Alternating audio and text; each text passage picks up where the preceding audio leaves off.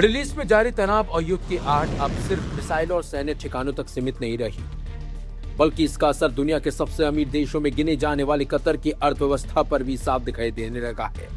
कभी गैस कारोबार के दम पर दौलत और आधुनिकता की मिसाल बना कतर अब भारी आर्थिक दबाव झेल रहा है। हालात इतने गंभीर हो चुके हैं कि कतर खुलकर चाहता है कि ईरान जल्द से जल्द अमेरिका के साथ परमाणु समझौता कर ले, ताकि क्षेत्र में तनाव कम हो और बंद पड़ा हुर्मुज स्ट्रेट दोबारा खुल सके।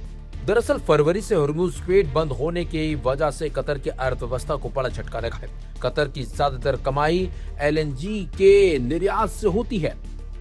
यही गैस एशिया और यूरोप के कई देशों तक समुद्री रास्ते से पहुंचाई जाती है, लेकिन हुर्मुज स्ट्रेट बंद होते ही कतर का गैस निर्यात लगभग ठप पड़ गया। सबसे बड़ी समस्या यही है कि सऊदी अरब और यूएई की तरह कतर के पास ऐसा कोई बड़ा वैकल्पिक पाइपलाइन नेटवर्क नहीं है जो हुर्मुज को बाईपास कर सके, यानी कतर पूरी तरह इस समुद्री रास्ते पर निर्भर है। कभी इसी गैस कारोबार ने कतर को रेगिस्तान से निकालकर दुनिया के सबसे आधुनिक देशों की कतार में खड़ा कर दिया था। राजधानी दोहा में ऊंची ऊंची इमारतें, चमचमाती सड़कें, मेट्रो नेटवर्क, लग्जरी होटल और विशाल मॉल इसी कमाई का नतीजा है। कतर ने फीफा वर्ल्ड कप जैसे भव्य आयोजन पर अरबों डॉलर खर्च किए। इतने नहीं, देश ने करीब 600 अरब डॉलर का विशाल निवेश फंड भी बनाया, जिसकी हिस्सेदारी दुनिया की कई बड़ी संपत्तियों में है। लंदन का हिथ्रो एयरपोर्ट और न्यूयॉर्क की एम्पायर स्टेट बिल्डिंग तक में कतर का निवेश है। लेकिन अब हालात तेजी से बदल रहे हैं। हुर्मुज स्ट्रेट बंद होने से न सिर्फ गैस निर्यात रुका है, बल्कि खाने पीने का सामान, गाड़ियां और दूसरी जरूरी चीजों की सप्लाई भी प्रभावित हुई है। कतर अपनी जरूरत का करीब 90% खाना विदेशों से मंगाता है। पहले यूरोप से सब्जियां और अमेरिका से अनाज समुद्री रास्ते से पहुंचता था, लेकिन अब इन्हें महंगे हवाई रास्तों का सऊदी अरब के जरिए ट्रकों से लाना इसको पड़ रहा है। इससे कीमतें और लागत दोनों बढ़ गई हैं। सबसे बड़ा झटका कतर के प्रमुख गैस प्रोडक्शन सेंटर रास लाफान को लगा है।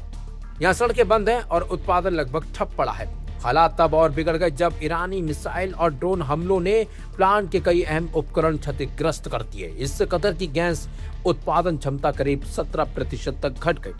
विशेषज्ञों का कहना है कि अगर आज हुर्मुज स्ट्रेट खुल भी जाए, तब भी उत्पादन पहले जैसी स्थिति में लौटने में कई साल लग सकते हैं। युद्ध का असर पर्यटन और विदेशी निवेश पर भी साफ साफ दिखाई दे रहा है। अमेरिका समेत कई देशों ने यात्रा चेतावनी जारी कर दी है, जिसके बाद विदेशी पर्यटक और निवेशक कतर से दूरी बनाने लगे हैं। होटल उद्योग, बाजार और पोर्ट कारोबार में भी भारी गिरावट दर्ज की गई। इंटरनेशनल मॉनेटरी फंड यानी IMF का अनुमान है कि जाल कतर की अर्थव्यवस्था 8.6% तक सिकुड़ सकती है। हालांकि कतर के पास अभी भी बड़ा विदेशी मुद्रा भंडार और मजबूत सरकारी फंड मौजूद है, जिसकी वजह से सरकार फिलहाल सैलरी और जरूरी सेवाएं जारी रख पा रही है। लेकिन विशेषज्ञों की चेतावनी साफ है कि अगर हुर्मुज स्ट्रेट लंबे समय तक बंद रहा और मिडिल ईस्ट में तनाव कम नहीं हुआ, तो कतर की चमचमाती अर्थव्यवस्था पर संकट और ज्यादा गहरा सकता है।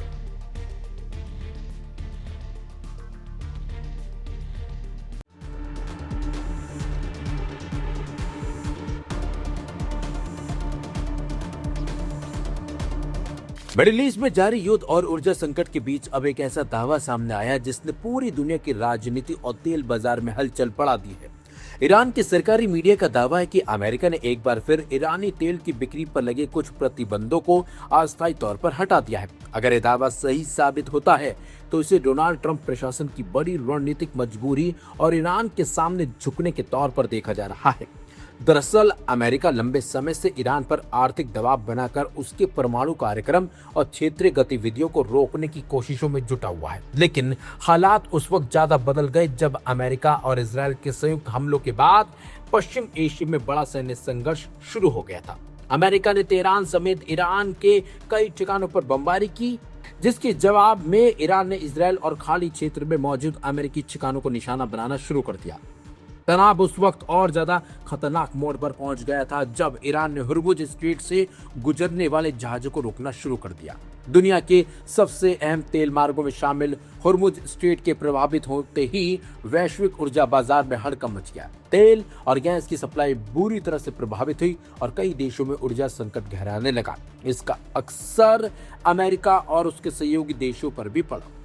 इसी दबाव के बीच ईरान की सरकारी मीडिया एजेंसी तस्नीम ने दावा किया कि अमेरिकी सरकार ने हाल ही में ईरानी तेल से जुड़े कुछ प्रतिबंधों को हटाने का फैसला किया है। हालांकि अभी तक अमेरिका की तरफ से इस पर कोई आधिकारिक पुष्टि नहीं की गई, लेकिन ईरान लगातार ये दबाव बना रहा है कि अमेरिका सभी प्रतिबंध पूरी तरह हटाए और भविष्य में दोबारा प्रतिबंध ना लगाने की गारंटी भी दे। दरअसल ये पहली बार नहीं है जब अमेरिका को अपने सख्त रुख में नरमी दिखानी पड़ी हो। इससे पहले युद्ध के दौरान अमेरिका ने रूस और ईरान के तेल की खरीद पर लगे पुराने प्रतिबंधों में ढील दी थी। इसका सबसे बड़ा फायदा भारत और चीन जैसे देशों को मिला था। भारत, जिसने 2019 में अमेरिकी प्रतिबंधों के बाद ईरानी तेल खरीद बंद कर दी थी, उसने 2026 के युद्ध के दौरान फिर से ईरानी तेल खरीदना शुरू कर दिया। इसे वैश्विक ऊर्जा संकट के दबाव में लिया गया सबसे बड़ा फैसला माना गया। ईरानी मीडिया के मुताबिक अमेरिका और ईरान के बीच शांति वार्ता को लेकर पाकिस्तान के जरिए लगातार संदेशों और प्रस्तावों का आदान प्रदान हो रहा है। हाल ही में अमेरिका ने तेहरान को 5 सूत्री प्रस्ताव भी सौंपा था, लेकिन दूसरी तरफ अमेरिकी राष्ट्रपति डोनाल्ड ट्रंप सार्वजनिक मंचों से लगातार ईरान को चेतावनी भी दे रहे हैं। ट्रंप ने हाल ही में कहा था कि तेहरान के लिए समय खत्म हो रहा है और अगर उसने जल्दी फैसला नहीं लिया तो उसके पास कुछ भी नहीं बचेगा।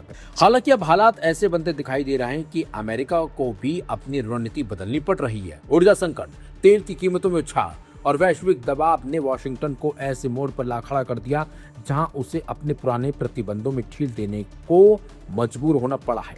यही वजह है कि ईरान की मीडिया इसे अपनी बड़ी कूटनीतिक जीत और ट्रंप प्रशासन की मजबूरी के तौर पर पेश कर रही है। फिलहाल पूरी दुनिया की नजर इस बात पर जा टिकी है कि क्या अमेरिका आधिकारिक तौर पर इन दावों की पुष्टि करेगा और क्या दोनों देशों के बीच कोई बड़ा परमाणु समझौता सामने आएगा। लेकिन इतना साफ है कि पश्चिम एशिया की इस जंग ने दुनिया की राजनीति और ऊर्जा व्यवस्था दोनों को ही हिलाकर रख दिया है।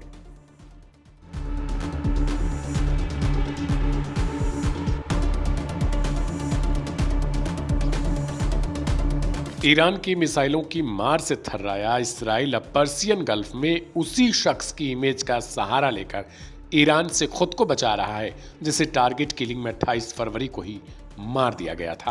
क्या इसराइल अब फारस की खाड़ी में घिर चुका है और किस तरीके से जो दावा किया गया कि उसने उसी व्यक्ति के प्रतीक का इस्तेमाल किया अपनी जान बचाने के लिए, जिसकी मौत को लेकर 28 फरवरी के बाद महायुद्ध शुरू हुआ था।